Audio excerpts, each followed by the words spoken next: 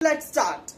Today, I invite you to take a journey back in time around 4,500 years ago to one of the most remarkable civilization in history. And it is known as the Indus Valley Civilization. And this civilization is often known as Harappan Civilization. When we think of ancient times, we often imagine disorganized settlements or temporary hunts, isn't it? But Harappa breaks this stereotype. It shows us that our ancestors were far more advanced in planning and vision than we usually believe. The most striking feature of Harappa planning was its grid system of streets. The streets were straight, wide, and cut each other at right angle. It creates perfect rectangular blocks. This was not random, it was deliberate, scientific, and highly organized. If you visualize Harappa, it would look more like a modern city such as Chandigarh. Here, we see the first evidence of systematic town planning in the world. Another brilliant feature was the use of standardized burnt bricks, and each brick had its own ratio. Its length was 4 times its height and its breadth was twice its height. Why is it important? Why they were considering all such ratios? Because it ensured uniformity, easy stacking, and strong construction. In today's world, we also find and we used to follow all such standards, whether it is cement blocks, steel roads, or tiles. The Harappan approach tells us that even 4,500 years ago, people understood the importance of quality control and engineering precision. Now let's talk about another striking feature of Harappa civilization, that is public utilities. Archaeologists found evidence of lamp posts at regular intervals on the streets. Can you imagine street lighting in an ancient city? It meant that people could walk safely even at night and the city was active beyond daylight hours.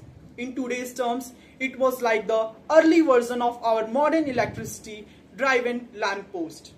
This underscores how Harappans valued community safety and convenience. Even more impressive was their waste management system. Trash containers were placed along the streets and underground drains carried wastewater away from the homes. The drains were covered with slabs that could be removed for cleaning, a design that even many modern cities struggle with. Now let's compare with this to today's Swachh Bharat mission. It is striking how Harappa had already laid down a blueprint for cleanliness and sanitation thousands of years ago. Now let's talk about another fascinating aspect was that is zoning. Harappa was divided into two main parts. First one is the citadel and the second one is the lower part. Now the lower part is also known as the lower town.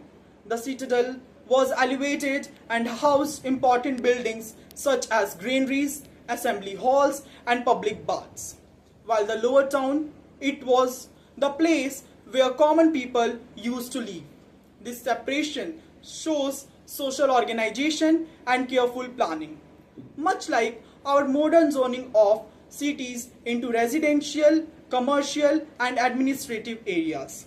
The Great Bath of Mohenjo-daro, a sister city of Harappa. It also reminds us of the importance of water management and public life.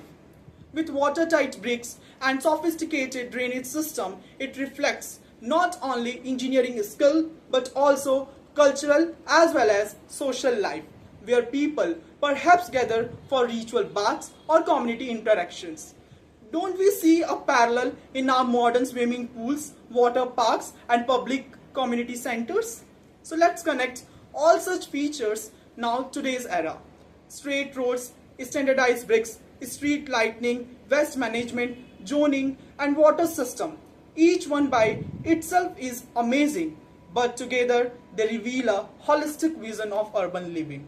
The Harappans were not just building houses, They were building a city as a system where comfort, safety, order, and hygiene worked hand in hand. Now, let's think about today's challenge in urban planning: traffic jams, poor drainage, overflowing, garbage, or power cuts. Isn't it surprising that thousands of years ago, Harappa had already addressed all such issues? In fact, modern smart city projects focusing on sustainability, sanitation, and systematic design. And these are echoing what Harappans practiced so long. So when we study Harappa's urban planning, we are not just learning history, we are also learning lessons for the present and future. Thank you.